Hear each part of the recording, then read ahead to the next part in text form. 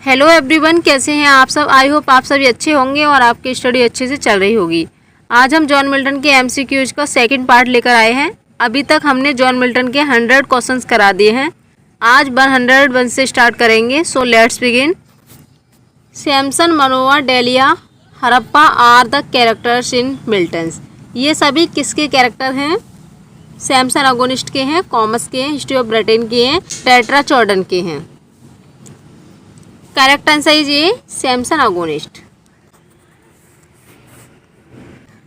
Next one देखेंगे। Milton describe Samson as being eyeless in Gaza, a phrase that has become the most quarter line of Agonistes, which novelist used it as the little for his 1936 novel eyeless in Gaza. Milton ने Samson को eyeless in Gaza के रूप में वर्णित किया। एक वाक्यांश जो एगोनिस्ट की सबसे अधिक उद्धृत बन गई थी।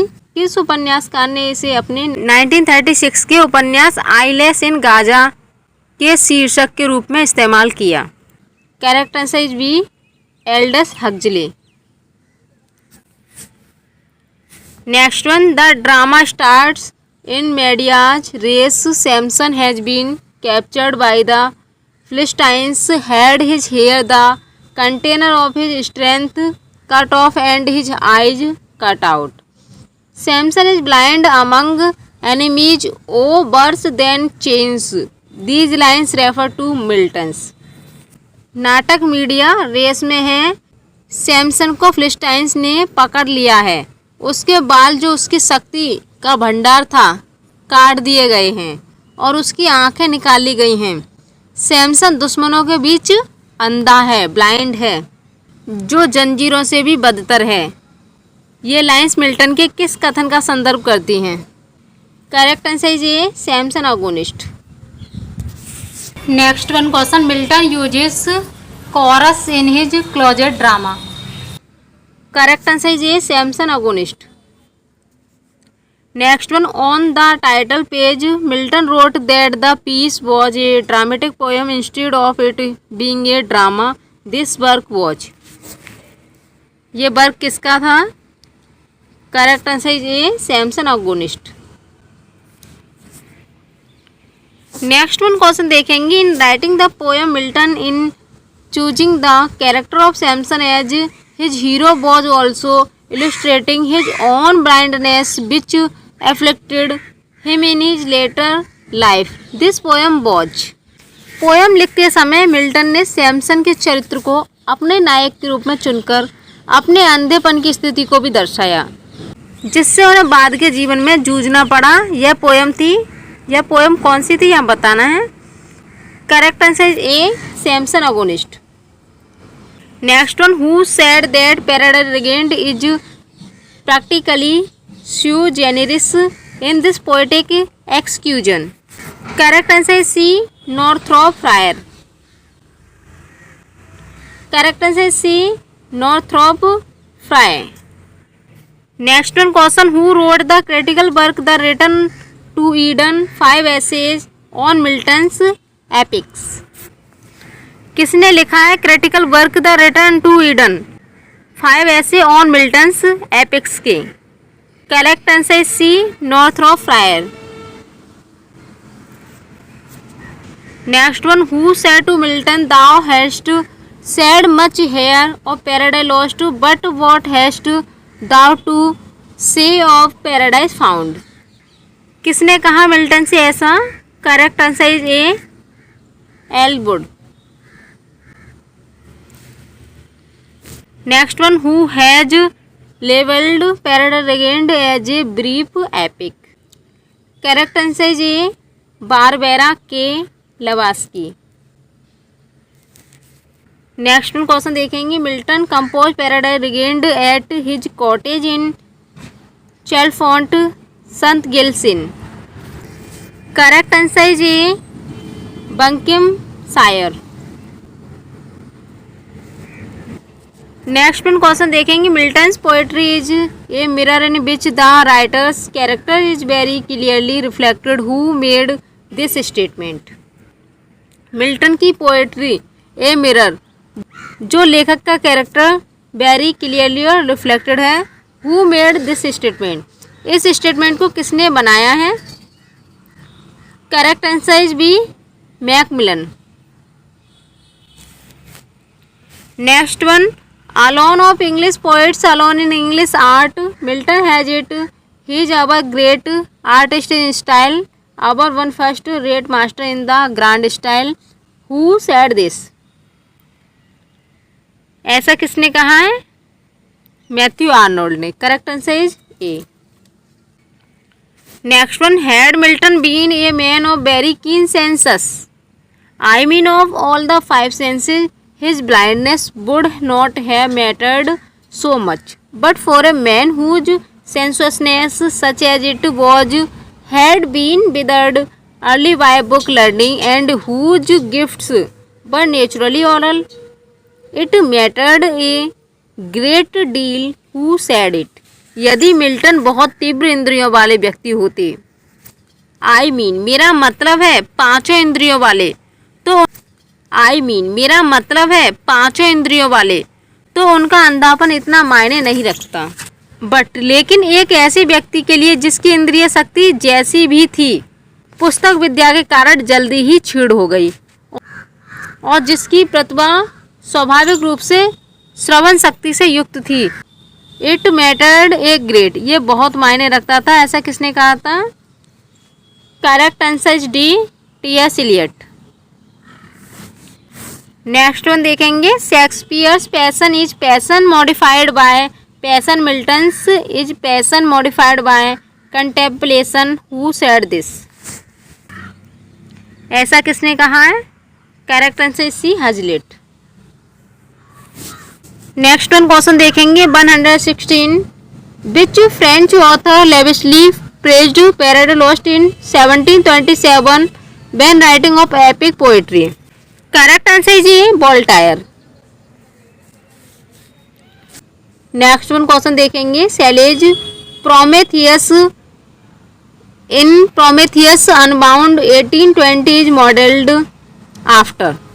प्रोमेथियस अनबाउंड 1820 में शैली के प्रोमेथियस का मॉडल इस पर आधारित है, किस पर आधारित है यह बताना है। Correct answer is A, Milton Saturn, Milton के सैटर्न पर। Next one, who complained that Milton's epic verse lacked earnest feeling, was stiff and tortuous and was so inflexible that it discouraged imitation. किसने शिकायत की कि Milton के महाकाव्य में गंभीर भावना का अभाव, वह कठोर और टेढ़ा मेढ़ा था तथा इतना कठोर था कि अनुकरण करने में हतोत्साहित करता था। डिस्करेज में हतोत्साहित करना, इमिटेशन अनुकरण, अनुकरण करने में क्या करता था? हतोत्साहित करता था। Correct answer is B, T S. Eliot. Next one question देखेंगे, in which of his work Milton contends that the basic of marriage is compatibility, if the partners are no longer compatible he argues the marriage is in effect dissolved। मिल्टन ने अपनी किस रचना में यह तर्क दिया कि विवाह का आधार अनुकूलता है? उनका तर्क है कि यदि साथी अब अनुकूलन नहीं रहते तो विवाह वास्तव में विघटित हो जाता है। यह तर्क किस रचना में दिया गया है? Correct answer is A, the Doctrine and Discipline of Divorce. Next one question देखेंगे, the following lines are taken from, इन लाइन्स को कहाँ से लिया गया है? O dark dark amid the blaze of noon, irrecoverably dark total eclipse without all hope of day. ओ अंधकार अंधकार दोपहर की ज्वाला के बीच अपूर्णीय अंधकार, दिन की आशा के बिना पूर्ण ग्रहण, इसे क्या कहा जाएगा? इन लाइन्स को कहाँ से लिया गया है?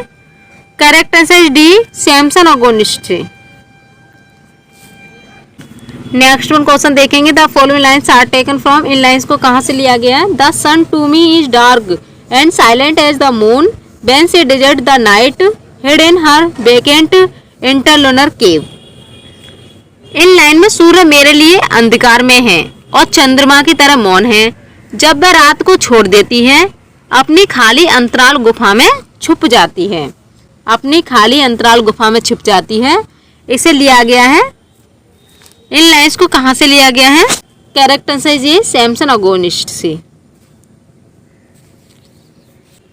Next one, the following lines are taken from to live a life half dead a living death. यह लाइंस इस प्रकार है, आधा मरा हुआ जीवन लीला एक जीवित मृत्यु। करेक्ट आंसर इज ये Samson Agonistes. Next one, the following lines are taken from by just man have a erred and by bad women been deceived. यह लाइंस इस प्रकार है, बुद्धिमान पुरुष भूल कर गए हैं और बुरी स्त्रियों ने उन्हें धोखा दिया है। इन लाइंस को भी सैमसन अगोनिस्ट से लिया गया है। Correct answer D. Next one, the following lines are taken from just are the ways of God and justifiable to men unless there be who think not God at all. यह lines इस प्रकार है, ईश्वर के मार्ग न्याय संगत हैं और मनुष्यों के लिए न्याय संगत हैं, सिवाय इसके कि कोई ऐसा व्यक्ति हो जो ईश्वर को बिल्कुल भी ना मानता हो। इन लाइंस को लिया गया है सैमसन अगोनिस्ट से। Correct answer D. The following lines are taken from my race of glory run and race of shame and I shall shortly be with them at rest. Correct answer is A. इन lines को भी Samson Agonistes से लिया गया है। Next one question, who speaks the following lines in Samson Agonistes. Samson Agonistes में इन lines को कौन बोलता है? In argument with man a women ever goes by the worse whatever be her cause. Samson Agonistes में ये line किसने कही है? पुरुषों के साथ बहस में चाहे कारण कुछ भी हो, स्त्री हमेशा बदतर ही होती है। इन लाइंस को लिया गया है डेलीला से। Correct answer B, Delilah. Next one question देखेंगे, the following lines are taken from fame if not double faced is double mouthed and with contrary blast proclaims most deeds. यह लाइंस ली गई हैं फेम प्रसिद्धि यदि double दो मुही और विपरीत विस्फोट के साथ अधिकांश कार्यों की घोषणा करती है। करेक्ट आंसर इज ये सैमसन अगोनिस्ट। नेक्स्ट लाइन देखेंगे, yet beauty though injurious hath strange power after offence returning to regain love once possessed. यह लाइंस इस प्रकार है, फिर भी सौंदर्य यद्यपि हानिकारक है, उसमें विचित्र शक्ति है अपराध के बाद लौटकर एक बार प्राप्त प्रेम को पुनः प्राप्त करने की। Correct answer D, Samson Agonistes. Next one, love quarrels oft in pleasing concord end not bad lock treachery. यह लाइंस इस प्रकार है, प्रेम झगड़े प्राय सुखद सामंजस्य से समाप्त होते हैं, विवाह विश्वासघात से नहीं। Correct answer is A, Samson Agonistes. Next one, the following lines are taken from boast not of what thou wouldst have done but do what then thou wouldst। यह लाइंस इस प्रकार है, उस बात पर घमंड मत करो जो तुम करना चाहते थे, बल्कि वह करो जो तुम तब करना चाहते थे। Correct answer is D, Samson Agonistes. Next line देखेंगे, for evil news rides post while good news baits. बुरी खबरें डाक द्वारा लाई जाती हैं जबकि अच्छी खबरें फंसाती हैं।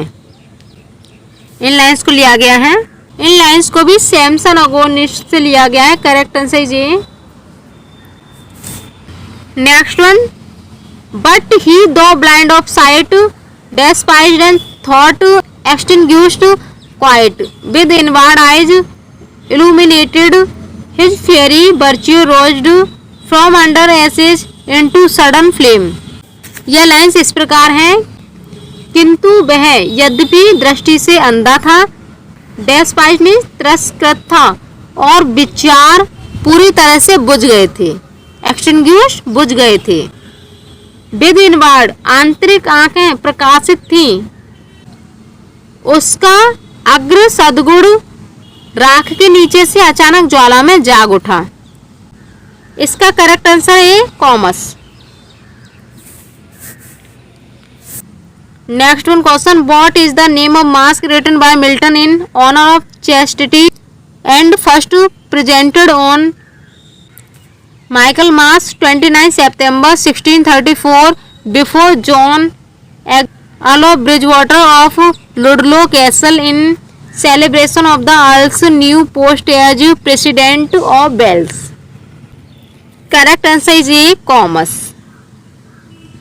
Next one, the following lines are taken from before the starry threshold of Job's court. My mansion is above the smoke and stir of this dim spot which men call earth. जीव्स court की तारों भरी दहलीज के सामने मेरा भवन है, इस धुंधली स्थान के धुएं और हलचल के ऊपर जिसे लोग पृथ्वी कहते हैं। इन लाइंस को लिया गया है कॉमर्स से। Correct answer is B. Next one question देखेंगे, the following lines are taken from I did not earn there digestible cloud turn forth her silver lining on the night and cast a gleam over this tufted grove. यह lines इस प्रकार है, मैंने कोई गलती नहीं की, एक श्याम बर्डी बादल रात में अपनी चांदी की परत फैलाता है और इस गुच्छेदार उपवन पर एक चमक बिखेरता है। करेक्ट आंसर इसका ए। ये लाइंस को लिया गया कॉमर्स से। नेक्स्ट लाइन देखेंगे, I took it for a fairy vision of some gay creatures of the element that in the colors of the rainbow live and play I touch plighted clouds। मैंने इसे एक भयावह दृश्य समझा कि इंद्रधनुष के रंगों में रहते हैं और संकटग्रस्त बादलों में खेलते हैं। इन लाइंस को लिया गया कॉमर्स से। Correct answer is B.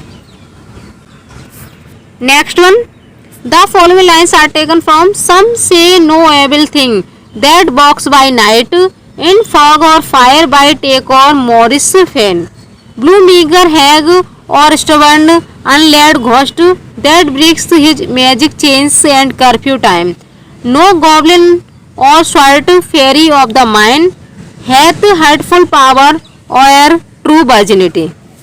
कुछ लोग कहते हैं सम से, कुछ लोग कहते हैं कि कोई भी बुरी चीज रात में नहीं चलती, कोहरे या आग में, झील या दलदली लेक में झील, मोरिस में दलदल में नीली पतली डायन था, जिद्दी बिना कपड़ों वाला भूत जो कर्फ्यू के समान अपनी जादुई जंजीरें तोड़ देता है, कोई भी भूत या मेरी काली परी सच्ची कौमार पर हानिकारक शक्ति नहीं रखती।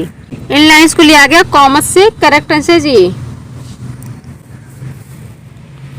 नेक्स्ट लाइन देखेंगे, How charming is divine philosophy, not harsh and crabbed as dull fools suppose, but musical as is Apollo's lute, and a perpetual feast of nectared sweet, where no crude surfeit reigns। Divya Darshan, divine philosophy, Divya दर्शन कितना मनमोहक है, कठोर और कर्कश नहीं, जैसा कि मूर्ख लोग समझते हैं। हर्ष मीन्स कठोर और कर्कश, जैसा कि मूर्ख लोग समझते हैं, बल्कि अपोलो की बीड़ा जैसा संगीत में और अमृत में मिठाइयों का एक सतत भोज जहां कोई अपरिष्कृत अतिरेक नहीं है। इन लाइंस को लिया गया है कॉमर्स से। Correct answer B. Next line देखेंगे, thou canst not touch the freedom of my mind, तुम मेरे मन की स्वतंत्रता को छू नहीं सकते। इन लाइंस को लिया गया है लिसिडस से। Correct answer is B. Next one, beauty is nature. Next one देखेंगे, beauty is nature's coin must not be hoarded but must be current and the good thereof consist in mutual and partaken bliss. Beauty सुंदरता प्रकृति का हिस्सा है, इसे संचित नहीं किया जाना चाहिए बल्कि इसे प्रचलित होना चाहिए और इसका लाभ पारस्परिक और सहभागी आनंद में निहित है। इन लाइंस को लिया गया है कॉमर्स से। Correct answer B.